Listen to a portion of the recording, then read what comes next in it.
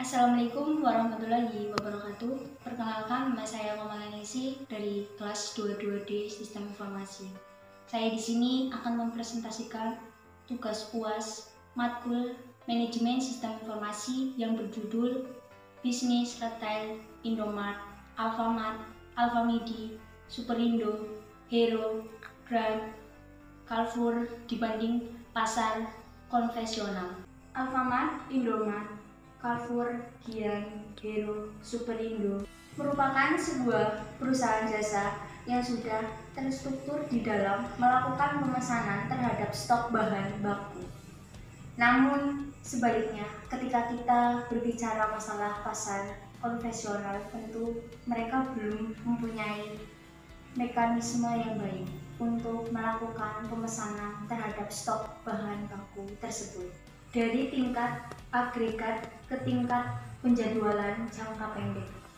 Perencanaan dan jadwalan operasi terletak pada inti integrasi rantai pemasokan, di mana rencana dibuat naik turun rantai pasokan, mulai dari pengiriman pemasokan hingga tanggal jatuh tempo dan layanan.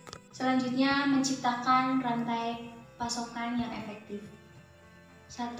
Volume penjualan dinamis. Desain rantai pasokan harus melibatkan kolaborasi erat antara manajer tingkat atas di seluruh organisasi agar dapat berantisipasi dalam memenuhi kebutuhan volume penjualan. Dan yang ketiga, layanan proliferasi produk. Grup penjualan dan pemasaran memberikan momentum untuk menciptakan layanan atau produk baru karena mereka sangat dekat dengan pelanggan dan kebutuhan mereka. Dan yang terakhir, keempat, pasar negara berkembang.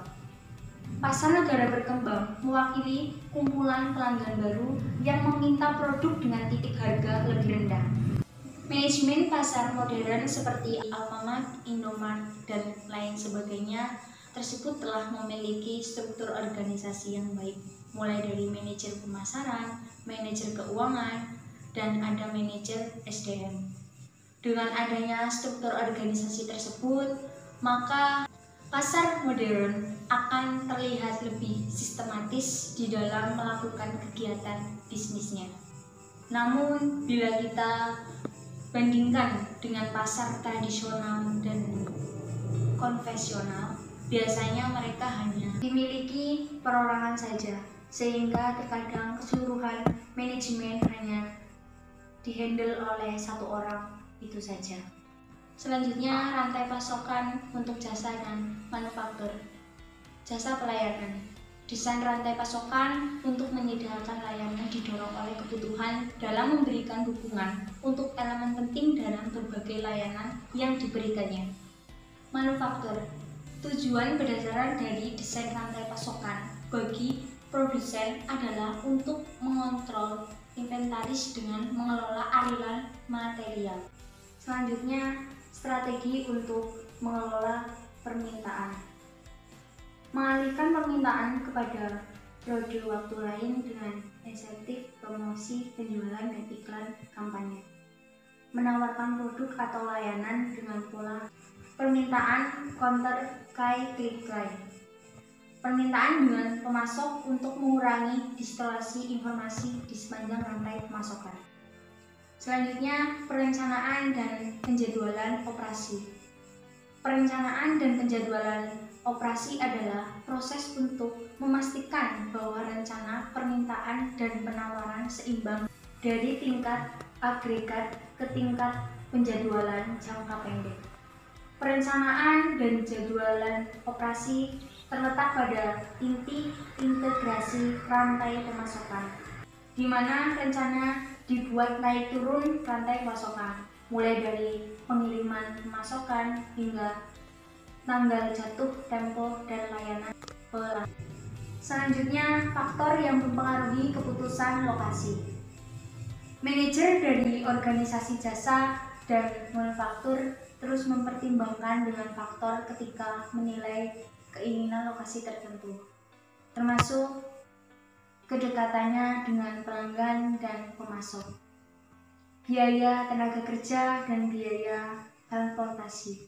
Manajer umumnya dapat mengabaikan faktor-faktor yang mungkin tidak mempengaruhi keputusan lokasi. Terdapat dua, yaitu faktor harus peka terhadap lokasi. Manajer tidak boleh mempertimbangkan faktor yang tidak mempengaruhi terhadap keputusan memilih lokasi. Misalnya adalah sikap masyarakat di tempat calon lokasi perusahaan. Dan yang kedua, faktor tersebut harus berdampak tinggi pada kemauan perusahaan untuk memenuhi sasarannya. Persebaran fasilitas perusahaan yang misalnya jauh dari pemasok, namun komunikasi dengan pemasok lancar dan menggunakan beberapa kanal seperti email, WA, telekonferensi, dan lain-lain, serta mengirimkan bahan baku dapat dilakukan semalam, maka itu tidak boleh dianggap sebagai faktor. Selanjutnya, faktor dominan dalam pelayanan. Proximity to customer. Sebagai seorang pelanggan, tentu ketika kita memilih untuk datang ke perusahaan, maka kita akan memilih perusahaan yang memiliki lokasi yang menurut kita nyaman atau jaraknya relatif dekat. Selanjutnya, seat specific factor. Pengecer juga harus mempertimbangkan tingkat efektivitas retail, kepadatan perusahaan, arus lalu lintas, dan visibilitas situs. Aktivitas retail di daerah ini penting karena membeli sering memutuskan untuk berbelanja atau makan di restoran. Selanjutnya, transportation cost and proximity to market. Untuk operasi, pergudangan dan distribusi, biaya transportasi dan kedekatan dengan pasar sangat penting. Dengan gudang di dekatnya, banyak perusahaan dapat menyimpan persediaan lebih dekat dengan pelanggan, sehingga mengurangi waktu pengiriman dan peningkatan penjualan. Selanjutnya, location of competitor.